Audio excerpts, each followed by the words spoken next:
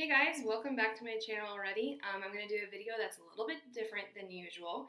If you know me in my personal life, you know that I am an elementary librarian and I just love books. So randomly last night I couldn't sleep. I was browsing through YouTube and it popped up with Booktube-A-Thon and which is next week, and so I'm going to hopefully try to join in on the fun.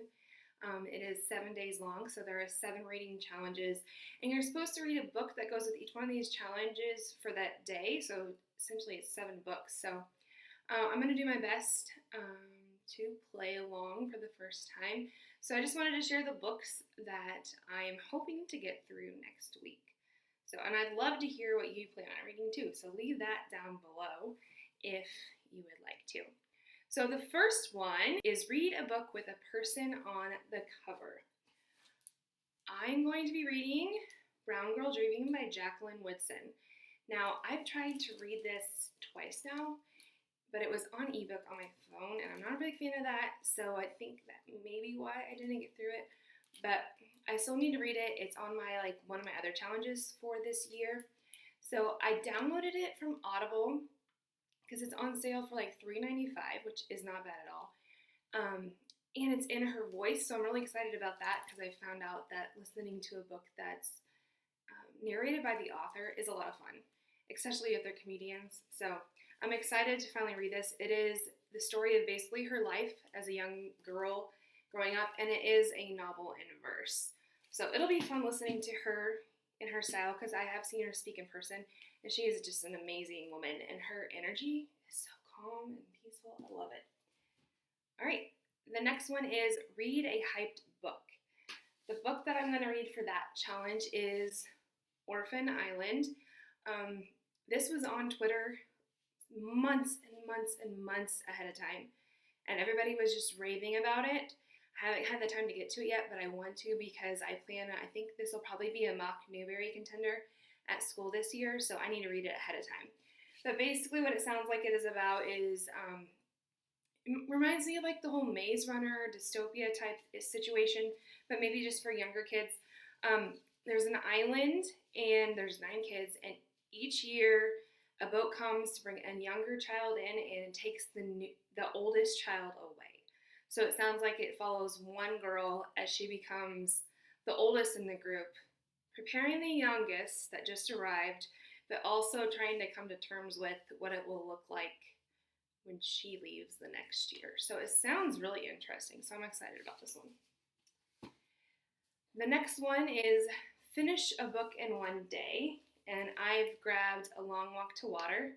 It's another one that I probably should have read a long time ago, but I'm going to grab it now because it is a short read, and I've been interested in trying novel engineering this year, which is basically you read a book, the kids find the problems in the book, and then do a STEAM challenge to create something to solve that problem. And this is one of the options on their website, so I'm excited to give this one a shot and to see if I can use it this year at school. The next one is read about a character that is very different from you. This one has been on my list for a while now. It's Midnight Without Moon. This reminds me a lot of the Lions of Little Rock situation, the time period, everything going on in the South with Emmett Till and segregation. However, this would probably be a little bit more extreme because it's a young black girl, that wants to move north a little bit. So it just looks like a really good book. So I'm excited to give this one a shot.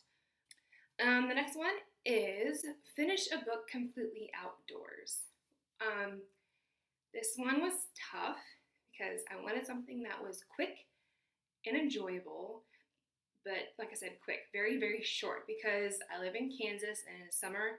Right now it's yesterday was 106 in a city nearby, and it's really muggy and hot and disgusting. So I kind of wanted to cheat a little bit in this realm, but I chose Because of Winn-Dixie by Kate DiCamillo. This is another one that I'm bad librarian, you haven't read this yet. I've picked it up before, but I was reading other things, and so I couldn't just dive deep into this like I wanted to. So I'm going to get through it. It's on another challenge for the year. But I've also met this woman in person, and Katie Camillo is so amazing. And so I've loved all of her other books. I don't know why I've not tried this one, because this is like the end-all be-all of Katie Camillo from what I've heard. So I'm going to give that a shot. The next one is Read a Book You Got Because of the Cover. So this came out a couple years ago, and it is Took. So not only is the cover like super creepy, but anything that says Mary Downing Hahn across the front of it, I'm totally down for, because she was my favorite author growing up as a kid. I think she was what taught me to love books with Time for Andrew. So I love Mary Downing Hahn, and the fact that she's still writing today, just love it. She has another new book coming out soon, so I need to finish this first. Not only that, but it's on the William Allen White list this year, which is our Kansas State book list.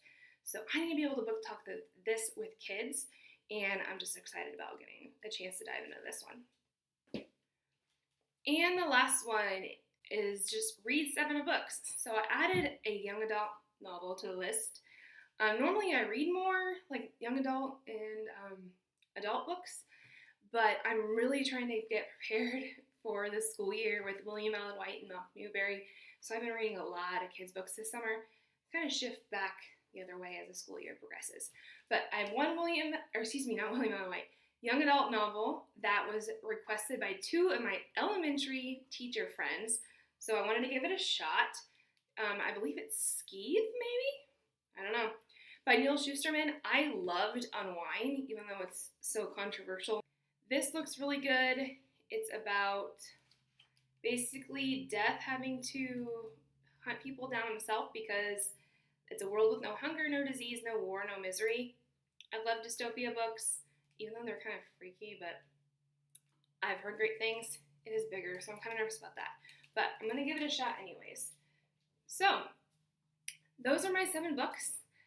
I'm excited, a little nervous. It's a lot of reading. Hopefully I'll get around to reading parts of them, if not all of them, because I know I won't get through all of them. That's just the reality of it, and that's okay. So I do have doctor's appointments next week, so I'll take audiobooks on the road down. It's an hour drive to the doctor's office for chemo, and then I'm driving up 3.5 hours to Kansas City, so I'll have plenty of listening time, so I'll make sure I have that. Books always on me, changing things up a bit, keep things exciting, so I will let you know how it goes. I would love to hear what you choose to read as well, so check out the hashtag or the Twitter of Booktube-A-Thon, and I will see you there. Bye, guys.